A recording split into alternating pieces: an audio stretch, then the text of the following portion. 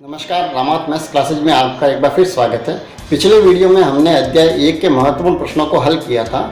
अब उससे आगे बढ़ते हुए हम अध्याय 2 के जो महत्वपूर्ण प्रश्न हैं उन प्रश्नों को हल करते हैं। जो मैंने महत्वपूर्ण जो प्रश्न आपको नोट करवाए थे पिछले वीडियो में, उसमें जो प्रश्न लिखवाए थे उसमें हमने प्रश्नावली 2.1 के जो प्रश्न मैंने आपको नोट करवाए थे, प्रश्न संख्या पहला, दूसरा और चौथे का छठा, ये 3 प्रश्न हैं। उन प्रश्नों को हम रिपीट वापस नहीं करेंगे, उनका वीडियो मैं वापस नहीं बनाऊंगा क्योंकि वीडियो काफ़ी लंबा हो जाएगा। ये इसलिए नहीं बना रहा हूँ क्योंकि इनका जो वीडियो मैं पूर्व में बना चुका हूँ, तो आप इस में सर्च करके पुनः ढूंढ सकते हैं, वो प्रश्न आप उनको आसानी से वापस दोहरान कर सकते हैं। चलिए तो उससे आगे बढ़ते हैं। जो चौथा जो प्रश्न मैंने आपको नोट करवाया था वो प्रश्न था प्रश्नावली 2.2 का 5वां प्रश्न। प्रश्न ये था, एक संगोष्ठी में हिंदी, अंग्रेजी तथा गणित में भाग लेने वाले प्रतिभागियों की संख्या क्रमशः 60, 84 और 108 है। यदि प्रत्येक कमरे में बराबर संख्या में एक ही विषय के प्रतिभागी बैठाए जाते हैं तो आवश्यक कमरों की न्यूनतम संख्या ज्ञात करो। ये हमें ज्ञात करनी है। जब न्यूनतम संख्या ज्ञात करनी है, हम सभी में हमको समान संख्या में प्रतिभागी बैठाना है, तो हम क्या करेंगे, सबसे पहले इनका सभी का हम HCF ज्ञात करेंगे। क्या करेंगे, महत्तम समापवर्ती। सबसे पहले हिंदी के जो 60 है, तो इन 60 का हम अभाज्य गुणनखंड विधि से पहले इनके गुणनखंड कर देते हैं। क्या होगा, पहले 2 का भाग दिया, कितनी बार जाएगा, 30 बार।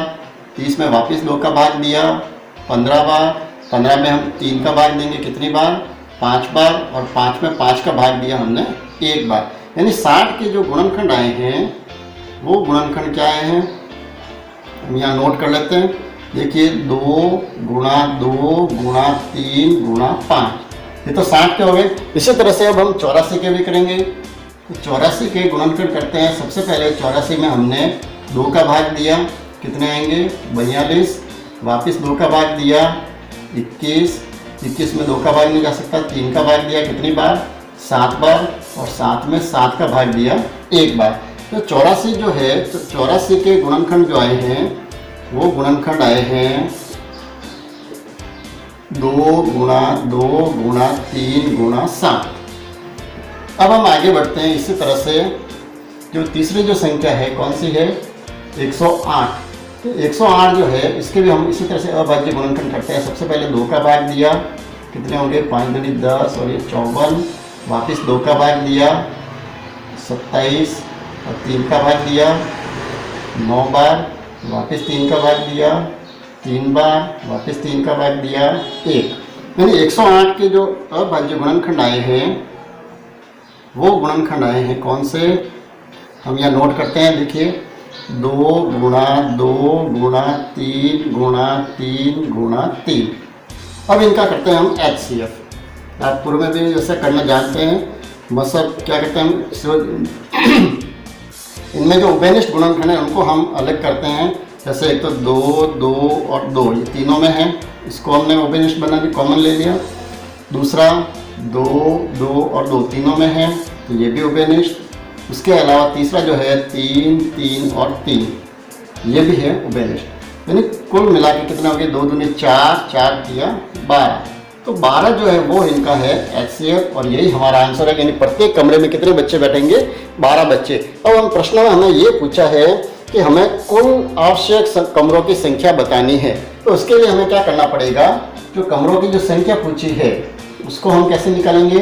कमरों की संख्या निकालने के लिए हमें सबसे पहले तो यहाँ कुल प्रतिभागी कितने हैं वो लिखेंगे, और उसके बाद में नीचे जो है वो हम लिखेंगे एक कमरे में न्यूनतम कितने बच्चे बैठ सकते हैं।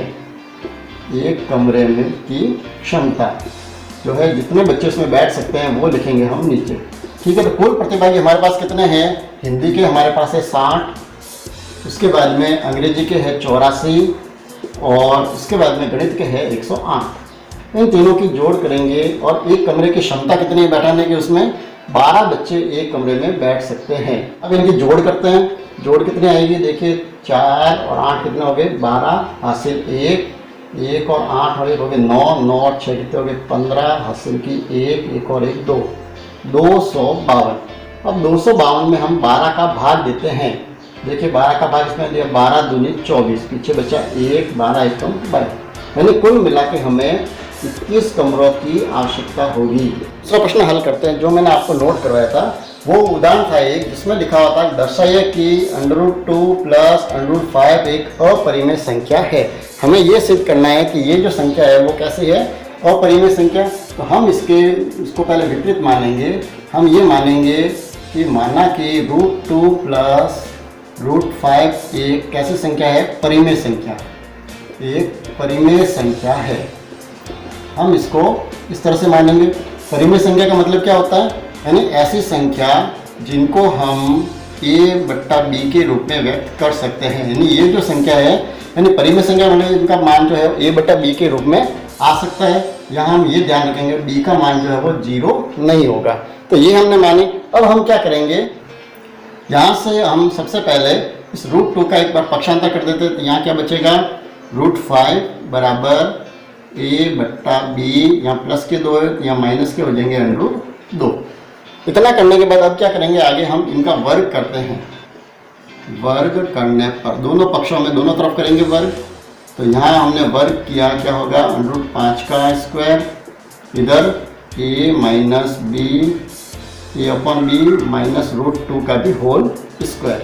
अब इधर क्या किया, वर्गमूल का स्क्वायर, दोनों एक दूसरे के विपरीत है। तो यहाँ पे क्या बच जाएगा, 5 बराबर, इधर हम क्या करेंगे, a माइनस बी के होल स्क्वायर वाली सर्व समीकरण लगाएंगे। तो सबसे पहले क्या होता है, a स्क्वायर यानी a की जगह है हमारी a प्लस बी, तो a/b का स्क्वायर हो जाएगा। तो माइनस क्या होता है, 2ab, तो 2a की जगह कितना है, a/b, और b की जगह क्या है, √2, प्लस क्या होता है b का स्क्वायर यानी √2 का होल स्क्वायर। इस तरह से सर्व समीकरण के रूप में इसको हल करेंगे। अब हम क्या करेंगे आगे, सबसे पहले इसका स्क्वायर किया, ये क्या हो गया, a स्क्वायर और अपॉन b स्क्वायर, माइनस इधर 2 का √2 से किया तो 2√2 a/b, प्लस √2 का स्क्वायर करेंगे तो कितने हो जाएंगे, 2। अब क्या करेंगे, ये भी वर्गमूल में है तो हम इसको तो ले लेते हैं इस तरफ पक्षांतर करके, और ये जो 5 है उसका पक्षांतर करते हैं इस तरफ। तो सबसे पहले तो हम इसको लेते हैं, तो ये माइनस के हैं, तो इस तरफ आएंगे तो क्या हो जाएंगे, प्लस के। तो 2√2 a/b, ये तो इस तरफ आ गया। अब इधर देखिए, पहले जो बचा हुआ उसको हम लिखते हैं। एक तो है हमारे पास a स्क्वायर बट्टा b स्क्वायर प्लस के 2, और ये जो प्लस के 5 है तो इस पक्षांतर करेंगे तो कितने हो जाएंगे, माइनस के 5। यानी हमारे पास जो बचे हैं वो ये बचा है 2√2 a/b, ठीक है।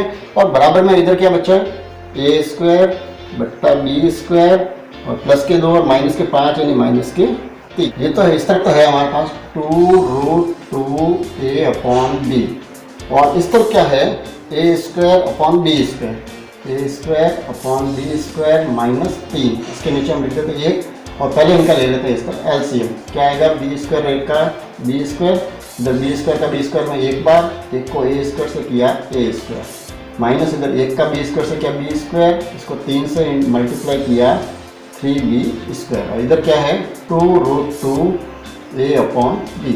अब हमें एक काम और करना है। अब हमें यहाँ पर √2 का हम मान ज्ञात करते हैं। यानी √2 का मान क्या होगा, तो पहले तो हम ये लिख देते हैं a square minus 3b square upon है b स्क्वायर, और इनको हम पक्षांतर करते हैं। जो भी गुणा में है वो सब तो चले जाएंगे भाग में, और जो भाग में है वो आ जाएगा गुणा में। तो हम ले लेते हैं यहाँ गुणा में, और जो गुणा में है 2 और a वो आ जाएंगे यहाँ नीचे।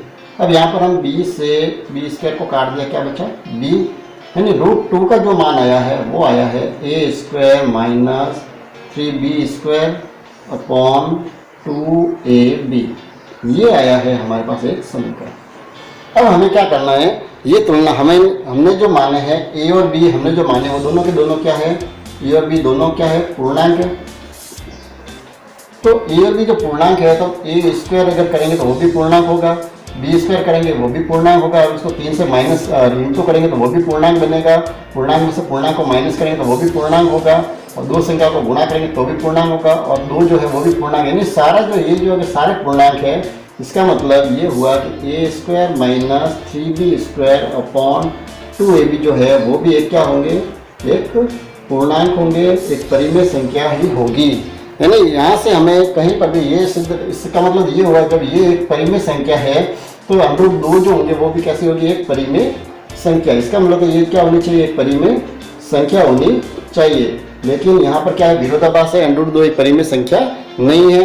तो इसका मतलब ये हुआ कि ये जो सारा किया, ये हमारा जो रिजल्ट आया वो सब हमारी गलत परिकल्पना के कारण आया है। तो इसका मतलब ये हुआ कि √2 + √5 जो है वो कैसी है, एक अपरिमेय संख्या है। ये हमने इसको सिद्ध किया। एक प्रश्न मैंने और आपको नोट कराया था, विविध प्रश्नमाला का 17वां प्रश्न।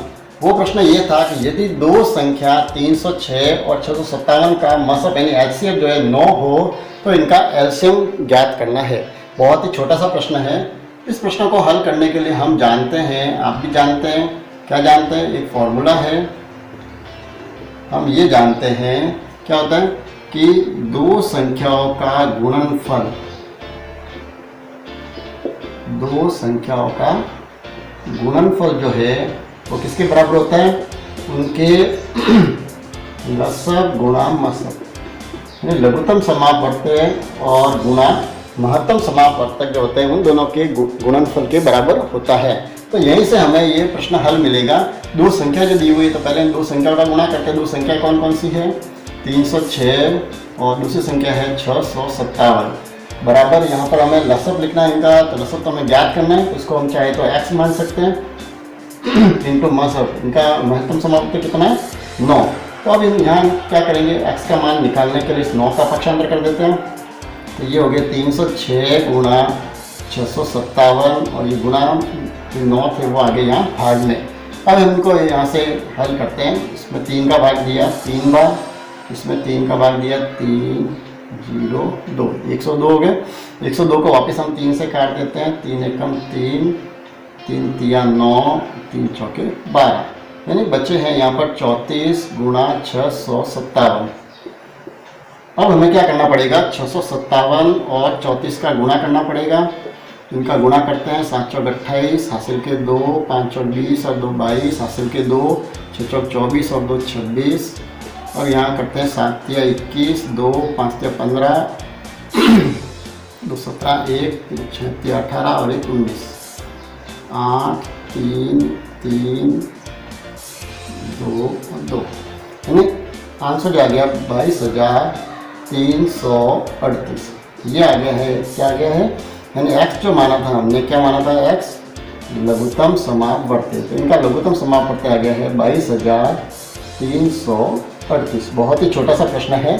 तो इस तरह से हम इन प्रश्नों को हल कर सकते हैं। फिर भी अगर कोई समस्या आती है, कोई प्रश्न ऐसे भी है, कोई जरूरी नहीं कि जो मैंने मोस्ट करवाए हैं आप उन्हीं को हल करें। इनके अतिरिक्त इस अध्याय 2 में आप सारे प्रश्नों को देखें, आपकी नज़र में भी जो अच्छे प्रश्न हैं उनको भी हल करें।